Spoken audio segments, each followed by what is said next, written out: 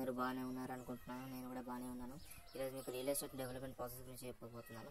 ఈ real estate development ప్రాసెస్లో కొన్ని కొత్త ప్రాపర్టీస్ని క్రియేట్ చేయడం, లేకపోతే ఆల్రెడీ ఇంప్రూవ్ చేయడమే రియల్ ఎస్టేట్ డెవలప్మెంట్ ప్రాసెస్ అనమాట.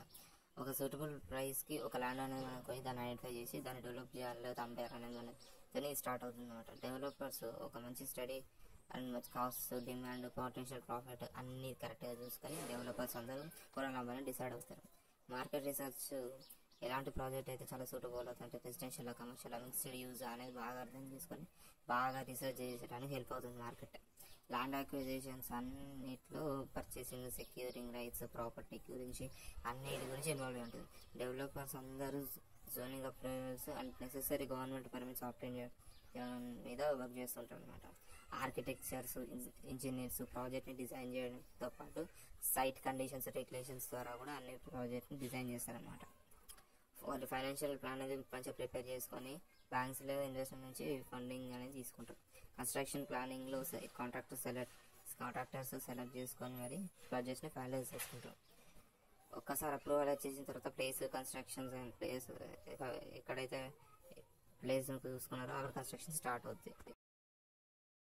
డెవలపర్స్ అందరూ వాళ్ళ రెగ్యులర్ సైట్ ఇన్స్పెక్షన్స్ని మానిటర్ చేసుకుంటున్నారు. కరెక్ట్ కన్స్ట్రక్షన్ జరుగుతుందా లేదా, ప్రాజెక్ట్ మేనేజ్మెంట్ మొత్తం టైం లైన్ బట్టి అంటే ఎంత ఇద్దరు ఫినిష్ అంతా ఫినిష్ చేస్తారు. దాని తర్వాత కూడా కన్స్ట్రక్షన్ కంటిన్యూ అవుతారంటే అండ్ క్వాలిటీ స్టాండర్డ్స్ కూడా కరెక్ట్గా మ్యాచ్ అవుతుందని చూసుకుంటారు. మార్కెటింగ్ టీమ్స్ అందరూ ప్రాపర్టీని ప్రమోట్ చేస్తూ ఉంటారు. అది ఇప్పటికి ఇంకా కంప్లీట్ అవ్వకముందే రీసేల్స్ అండ్ లీజింగ్ ముందే బయర్స్ కంటెనెంట్స్కి సెక్యూర్ చేసుకోవడానికి హెల్ప్ అవుతుంది. ఒకసారి కన్స్ట్రక్షన్ అయిపోయిన తర్వాత బిల్డింగ్ ఇన్స్పెక్షన్స్ కోసం కంప్లైంట్స్ అండ్ సేఫ్టీ ఉందో లేదో ఇన్స్పెక్షన్ చేసుకుంటారు. అప్రూవల్ తర్వాత ప్రాజెక్ట్ అనేది బయర్స్ చేతిలోకి వెళ్తుంది. బయర్స్ చేతిలో టెనెంట్స్ చేతికి వెళ్తుంది.